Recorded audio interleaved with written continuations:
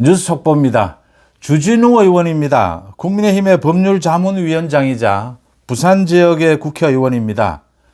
저는 한번 말씀을 드렸는데 이 재판 전국에 들어오고 난 다음에 국민의힘에서 주진우 의원의 말을 가장 들어볼 만하다. 이게 법률적인 지식과 정무적인 판단이 어우러져서 이렇게 판단을 내리는 주진우 의원의 말을 들어볼 필요가 있다. 주진우 의원이 매일같이 메시지를 내고 있습니다. 잠시 전에도 주진우 의원이 메시지를 냈습니다. 지금 민주당이 국무위원들을 연쇄 탄핵하려고 하고 있다. 또 우원식 국회의장이 권한쟁의 심판을 또 내려고 하고 있다. 이 한덕수 권한대행에 대해서도 이건 모두 헛방이다라고 했습니다. 모두 의미가 없을 것이다. 모두 제압할 수 있다라고 했습니다. 이런 내용들입니다. 민주당 초선 의원들이 53명입니다. 묻지마 탄핵을 하겠다. 그러니까 국무회의를 완전히 마비시키겠다. 그래서 자기들 마음대로 국회에서 마음대로 법률을 제정하고 사실상 우원식이 국정을 장악하겠다라는 태도다. 그런데 이건 이루어질 수가 없다. 불가능하다. 이런 겁니다. 아침에도 제가 잠시 말씀을 드렸는데 국무회의의 의사 정족수는 대통령령으로 정합니다. 그래서 이 의사 정족수는 대통령령으로 한덕수 권한대행이 바꾸면 됩니다. 국회를 통과할 일도 없습니다. 그래서 구성원 2인 이상으로 이렇게 대통령령을 개정하면 된다. 개정해 두면 된다. 이 이야기입니다. 또 국무위원들을 차례로 탄핵을 하겠다. 이게 지금 국회법의 절차상 탄핵을 발의할 때 이 대통령 권한대행이 차례차례 되면 이게 국회에 보고하고 그 다음 72시간 이내에 표결을 하도록 이렇게 되어 있습니다. 국무위원 한 사람씩 차례대로 순서대로 이렇게 탄핵을 하면 시간이 한 달, 2달 걸리게 된다. 문영배, 이미선이 퇴임하는 4월 18일까지 국무회의 마비는 불가능하다라는 이야기입니다. 헌법재판관 임명권, 이제 문영배, 이미선이 퇴임하고 난 이후에는 대통령 권한대행이 헌법재판관 임명권이 생긴다. 그래서 2명을 임명할 수 있다. 계속해서 권한대행은 이 국회에서 법을 정해도 민주당이 별 희한한 법안, 그러니까 문영배나 이미선 임기 연장하는 이런 법안을 만들어도 모두 거부권 행사가 가능하다. 또 우원식 국회의장이 어처구니 없게도 마은혁 임명을 계속 강요를 하면서 권한쟁의 심판을 하겠다라고 했는데 이건 지난달 27일 헌법재판소에서 이미 최상목 권한대행에 대한 권한쟁의 심판 때 판결을 내렸습니다. 이게 위헌 요소가 있는데 그 임명하는 시기는 대통령 권한대행이 정할 수 있다 이렇게 했습니다. 헌법재판소의 결정을 완전히 우원식이 위반하는 것입니다. 우원식이 지금 왜 이런 식의, 그러니까 우원식은 지금 국회의장이 아니라 자신이 지금 행정부의 수장, 권력을 찬탈하려고 하는 것이다. 이 부분에 대해서 분명하게 찝었습니다. 헌재 결정문에 잉크도 마르지 않았다. 누구에게 잘 보이려고 이렇게 하느냐. 우원식에 대해서. 이 주진우 의원이 이렇게 이야기를 했고요. 어제도 주진우 의원이 이 이재명의 선거법 위반 이것과 관련해서 대법원에서 2개월 안에 이 무죄 부분이 유죄로 뒤집힐 것이다. 2개월 안에 가능하다. 파기환송이든 파기자판이든 어떤 형태로든 가능하다. 그렇게 가능한 이유는 2가지였다라는 겁니다. 대법원은 기본적으로 이렇게 여러 재판부의 의견과 판단이 다를 경우에 이걸 조정하는 것이 대법원이다. 지금 이재명의 선거법 위반 이 부분과 관련해서는 1심, 2심에서 모두 이게 판단이 달랐다. 이런 것을 그러니까 이런 걸 바로잡는 것이 대법원의 본래의 기능이다, 역할이다. 그래서 대법원이 이 부분을 바로잡을 것이다. 또 하나는 1심과 2심에서 채택한 증거가 똑같고 사실관계도 똑같습니다.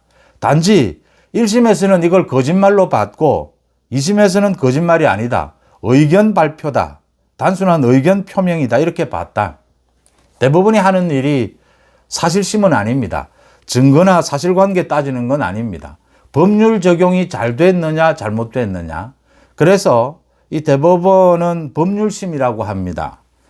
이건 대법원이 이 사실관계, 이 증거를 놓고 이제 1심의 판단이 옳으냐 2심의 판단이 옳으냐 이것만 결정을 하면 되는 일이다. 2개월까지 걸릴 것도 없다. 충분히 파기환송이 가능하다. 2개월 안에 이 이야기를 했습니다. 뭐 구체적으로 이 사진이 조작한 것이라고 이렇게 꽤 맞춘 것이라든지 이런 부분들도 지적을 했습니다. 주진우 의원에 이렇게 뼈를 때렸다. 저는 이렇게 봅니다. 적확합니다. 주진우 의원에게 제가 좀 아쉬운 것은 민주당은 위헌정당 해산 청구를 해야 됩니다. 그건 정부만이 할 수 있습니다. 국회에서 과반을 차지한 국회 독재를 하고 있는 정당에 대해서 견제장치로 마련해 둔 것이 위헌정당 해산 청구입니다. 그러니까 이게 비상계엄은 그 뒤에 또 후속수단이고 위헌정당은 해산시킬 수가 있습니다. 우리 헌법 질서를 어길 경우에. 제가 국민의힘 이 주진우를 비롯해서 다른 의원들에게도 이 비상계엄이 있기 전부터 이재명은 윤 대통령이 취임할 때부터 탄핵이었습니다. 윤 대통령 퇴진이었습니다. 민주당은. 저런 정당에 대해서 계속해서 방송으로도 말씀을 드렸습니다. 위헌정당 해산 청구를 해야 한다. 이 마지막 카드를 이건 정부만이 청구할 수 있습니다. 헌법재판소에. 이 마지막 카드를 준비해야 한다. 지금도 계속 이야기를 합니다. 정부 쪽에도 계속 이야기를 합니다. 최상목 권한대행 마찬가지였고요. 그러면 돌아오는 대답은 필요한데 민주당이 지금 하는 걸 보면 완전히 이건 헌정마비, 헌정파괴다. 그래서 위헌정당 청구를 할 수 있는 요건은 된다. 그런데 정무적으로 판단해서 정부가 이 책임 있는 정부가 중립적이어야 할 정부가 국민들에게 안정감을 줘야 될 정부가 위헌정당 해산 청구를 하는 것이 이게 국민들에게 어떻게 받아들여지겠느냐. 이건 마지막 수단 아니냐. 이런 이야기를 지금도 합니다. 저는 이 부분은 동의하지 못합니다.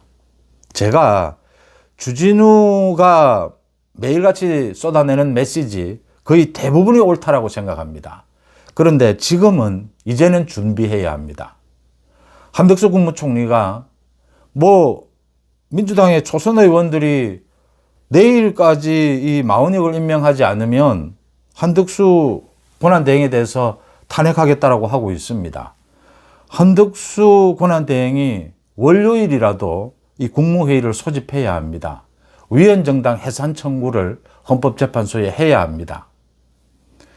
윤 대통령이 직무에 복귀하고 난 뒤에도 이재명이 처벌받고 이재명이 구속된 뒤에도 지금의 저 민주당은 위헌정당입니다.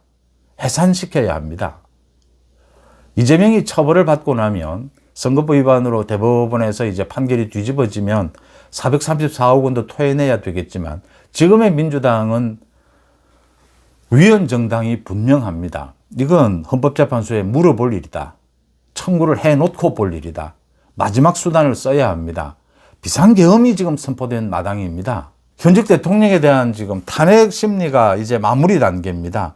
위헌정당 해산 청구를 하지 않는 이걸 정부에서 반대하는 집권 여당에서 반대하는 그 시기는 제가 아무리 양보해도 이제는 결단을 내려야 한다 이렇게 봅니다. 마흔역을 임명하지 않으면 윤 대통령에 대해서 탄핵은 기각이다라는 게 분명해지고 있습니다. 이걸 안 민주당이 이재명이 지금 난동을 부리고 있습니다. 권력을 찬탈하기 위한 입법 내란입니다. 여기에 대응하는 가장 확실한 방법은 위헌정당 해산 청구를 하고 기다리는 것입니다. 민주당에서 폭동, 별의별 밀란, 별의별 이야기를 다 합니다. 기다리면 되는 일입니다. 폭동, 밀란을 일으키면 죽습니다. 대한민국의 공권력은 폭동, 밀란을 용서하지 않을 겁니다. 민주당이 걸려들 겁니다. 제가 걸려든다라고 하는 이 표현을 이제 쓰겠습니다. 위헌정당 해산 청구를 준비할 때다. 주진우 의원이 한 말이 거의 다 맞고 거기에 한 가지 첨가하면 위헌정당 해산 청구입니다. 여러분들은 어떻게 보십니까? 송은재TV 마칩니다. 고맙습니다.